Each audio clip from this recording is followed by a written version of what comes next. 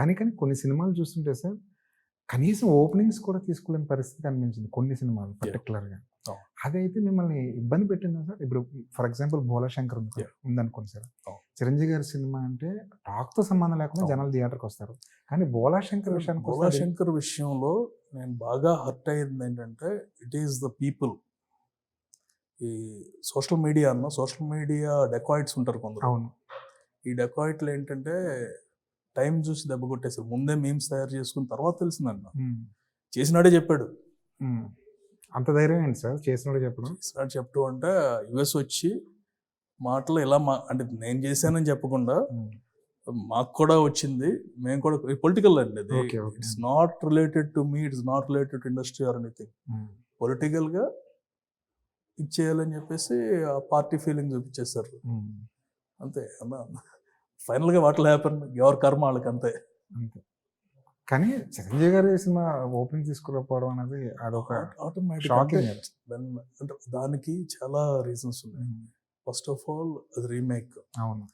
ఈ కోవిడ్ ముందు స్టార్ట్ అయిన మూవీ. అవును. కోవిడ్ టైంలో ఏమైందంటే మొత్తం అందరూ చూసేసారు. అవును. ఎన్ని భాషల్లో ఉన్న లాంగ్వేజ్ అన్ని చూస్తాం అనమాట. ఏదైతే మనం బిగ్గెస్ట్ పాయింట్ అనుకున్నామో రిలీజ్ టైంకి వచ్చేసరికి మాకు బ్యాడ్ లక్ ఏంటంటే చిరంజీవి గారు ఒకేసారి 3 సినిమాలు స్టార్ట్ చేశారు. 3 మన లాస్ట్ రిలీజ్ అయింది. లాస్ట్ అయ్యేసరికి ఈలోపు సినిమా అందరూ చూస్తారు. అవును. ఆ ఇంపాక్ట్ ఒకటి ఉంది. సెకండ్ థింగ్ ఈజ్ నెగిటివ్ అనమాట.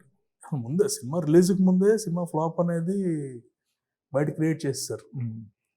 సేమ్ టైం వీ హ్యాడ్ ఇక్కడ కేసు ఒకటి పడింది. సో నా గొడవలో నేను మామూలుగా అయితే ఎవరన్నా మన మీద నెగిటివ్ చేస్తున్నారంటే మా బ్యాచ్ ఉండేవారు అనమాట.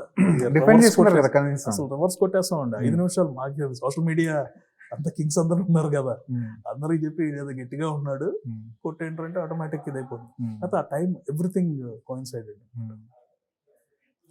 సో దానికేంటంటే సోషల్ మీడియాని పాజిటివ్గా వాడుకోవచ్చు, కావాలని టార్గెటెడ్గా ఇచ్చేస్తే somewhere and around it will return to you also. తప్పకుండా ఒక బంతి కొట్టినట్టే కదా వెనక్కి తిరిగి వస్తుంది. అయిపోయిందండి, వచ్చేసింది, జైల్లో ఉన్నారు, అంత మించేం లేదు. అంతేలేండి.